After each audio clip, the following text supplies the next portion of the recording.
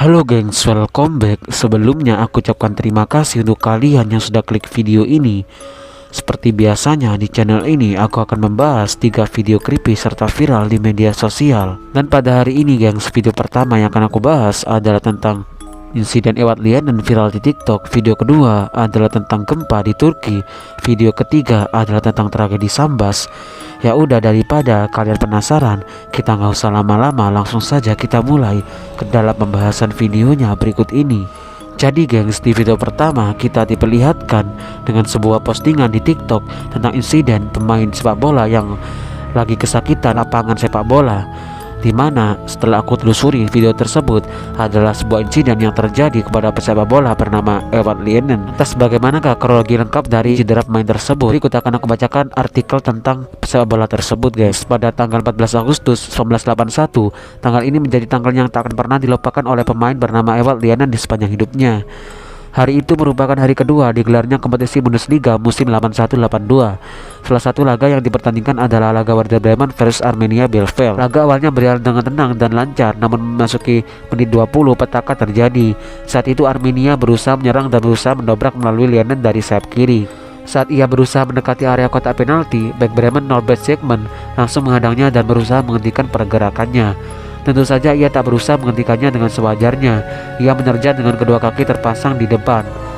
Lienen pun terjatuh dan sempat terguling. Ia sempat mengerang kesakitan dan ketika melihat paha kanannya, ia makin histeris. Ternyata ada luka robek menganga sekitar 25 cm di paha kanannya. Begitu parahnya, tulang Lienen pun sampai terlihat. Ia memang kesakitan, namun ia tak bergulung-gulung bak pemain masa kini. Ewat Lienen dengan raut muka kesakitan kemudian langsung bangkit. Ia berjalan terburu-buru ke pinggir lapangan dan menolak dihentikan oleh petugas medis. Lantas apa yang terjadi? Ternyata Lienen melabrak pelatih Werder Bremen Otto Rehhagel. Ia mengklaim cedera ini merupakan salah sang pelatih karena ia memotivasi Siegmann untuk mencederainya. Setelah itu Lienen pun diangkut menggunakan tandu, namun amarahnya masih meletup-letup. Ia sempat melontarkan isyarat ancaman pada Rehhagel dengan mengepalkan tinjunya ke arah pelatih asal Jerman tersebut. Lienen akhirnya masuk ke rumah sakit. Ia mendapat 2-3 jahitan dan membutuhkan waktu 20 hari untuk menyembuhkan cederanya itu. Setelah pulih dari cederanya, Ewat Lienen masih memendam amarah akibat cedera yang dialaminya itu. Maka ia pun membawa kasus ini ke meja hijau. Ia menuntut Robert Siegmann dan Otto Rehhagel. Ia menuding Rehhagel memang sengaja menginstruksikan para pemainnya untuk mencederai pemain lawan. Akan tetapi tuntutan itu berujung zong. Pihak pengadilan memiliki pandangan yang berbeda dengan Lienen. Ewat Lienen kemudian bisa bermain lagi 4 pekan kemudian. Namun pelanggaran tersebut berimbas dahsyat pada Norbert Siegmann dan Otto Rehhagel. Media mengangkat kasus pelanggaran itu secara besar-besaran. Alhasil pada akhirnya banyak fans yang merasa marah.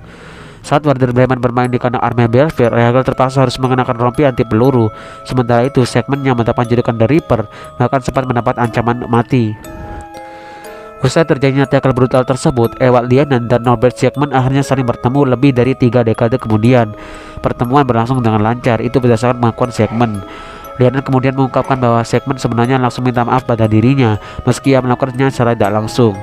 Jadi kurang lebih hanya seperti itu penjelasan yang dapat aku sampaikan dari video TikTok yang viral tersebut gengs.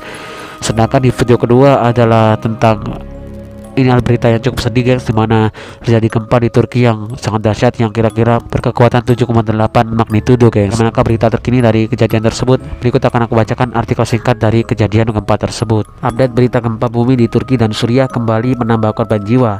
Data terbaru dari White Helmet Suriah mengatakan bahwa jumlah korban tewas di Suriah barat laut yang dikuasai oleh pemberontak saat ini mencapai 1.220 orang. Angka ini meningkat dari 1.000 pada beberapa jam yang lalu. Melansir dari laman The Guardian, Rabu 8 Februari 2023, setidaknya 5.854 telah meninggal di Turki, sehingga total nyawa yang hilang pada kedua negara sejauh ini menjadi 7.926 jiwa. Dalam artian korban jiwa hampir menyentuh angka 8.000 dan dimungkinkan terus bertambah pada hari ini. Tim penyelamat saat ini masih terus berjuang untuk melawan hujan lebat dan salju saat mereka berpacu dengan waktu untuk menemukan korban selamat dari gempa dahsyat yang melanda negara Turki dan Suriah tersebut. Kita doakan bersama-sama semoga gempa-gempa seperti itu tidak terjadi kembali dan juga korban segera dapat ditemukan serta keluarga yang ditinggalkan menerima dengan lapang dada dan mendapat kesabaran atas ujian yang terjadi gengs. Tak lupa kita doakan untuk para korban semoga diterima amal ibadahnya di sisi Tuhan Yang Maha Esa, gengs. Sedangkan pembahasan ketiga adalah tentang tragedi Sambas. Apakah tragedi Sambas itu dan bagaimanakah kisahnya? Langsung saja kita simak bareng-bareng ceritanya. Kerusuhan Sambas adalah pecahnya kerusuhan antar etnis di wilayah Kabupaten Sambas dan sekitarnya. Kerusuhan Sambas terjadi pada tahun 1999 akibat kejanggalan Melayu terhadap para oknum pendatang dari Madura. Pekerjaan yang dilakukan warga Madura tidak beda jauh dengan warga Melayu, yaitu sebagai petani dan buruh. Karena memiliki kesamaan pekerjaan, terjadilah kasus perebutan sumber daya ekonomi terutama tanah pertanian. Bermula dari situ, kerusuhan di antara kedua suku ini pun terjadi. Akibat kerusuhan Sambas tersebut, sebanyak 1.189 orang tewas, 168 terluka, 34 luka ringan, 3.833 rumah dibakar dan dirusak, serta 12 mobil dan 9 motor dibakar atau dirusak. Selain itu, sebanyak 58.000 lebih warga Madura mengungsi dari Kabupaten Sambas ke Pontianak. Untuk pemicu kerusuhan Sambas muncul sejak tahun 90-an sebenarnya, gengs. Terjadi perselisihan yang terutama dialami oleh petani jeruk orang Melayu melawan perusahaan Bimantara Citra Mandiri. Melalui pekerjaan sebagai petani jeruk, sebagian besar warga suku Melayu mendapat penghasilan yang cukup untuk memenuhi kebutuhan sehari-hari. Akan tetapi setelah itu pasaran jeruk dimonopoli oleh pemerintah dan aparat. Mulai sejak itu masyarakat Melayu mengalami krisis ekonomi yang hebat. Tidak berhenti sampai di situ, warga Melayu juga terpaksa harus berhadapan dengan tekanan lain yang datang dari orang-orang Madura. Warga Madura yang datang ke Melayu dengan niat ingin mendominasi dan berkuasa dengan cara kekerasan. Kian tahun kedatangan warga Madura semakin bertambah dan sedikit demi sedikit mulai menggeser kependudukan warga Melayu terutama di bidang ekonomi. Pekerjaan yang biasa dilakoni warga Madura juga tidak beda jauh dengan warga Melayu, yaitu sebagai petani dan buruh. Pada 17 Januari 1999, seorang pria mencoba mencuri sepeda motor milik salah seorang warga Melayu. Ia adalah bernama Hasan. Setelah Hasan berhasil ditangkap, ia lantas dipukuli oleh warga sebelum akhirnya diserahkan ke Polsek Jawa. Selanjutnya, 3 orang warga Madura dari desa Saring Makmur mendatangi Polsek Jawa. Lalu oleh polisi, Hasan diperbolehkan untuk pulang. Hasan kembali ke rumah dalam keadaan sudah babak belur. Kondisi ini lantas membuat keluarga Hasan merasa sangat marah. Tepat pada 19 Agustus 1999, sekitar 300 warga Madura dari desa Saring Makmur menyerang warga Melayu di desa Padi Setia. Akibatnya 3 orang meninggal, diantaranya 2 orang Melayu dan 1 orang suku Dayak. Melihat kejadian tersebut, Camat Tebas berusaha mendamaikan keduanya, akan tetapi warga Melayu tidak menerimanya. Masih di bulan yang sama, di Selakau, Kalimantan Barat, terjadi aksi pembakaran dan penyerangan ke kampung orang Madura. Sekitar 1.000 orang mendatangi kampung Madura tersebut dan membakar rumah-rumah di sana. Lalu sore harinya terjadi pembunuhan terhadap orang Madura yang baru saja datang setelah 4 hari pergi memancing ikan.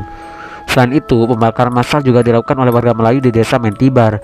Akibatnya warga Madura segera mengungsi secara besar-besaran ke Pontianak. Jadi kurang lebih hanya seperti itu saja, gengs, kisah dari tragedi Sambas yang dapat aku ceritakan. Untuk kalian yang masih ingin mencari informasi lebih lanjut tentang kisah dari tragedi Sambas ini, kalian bisa mencari sendiri di media internet yang lainnya.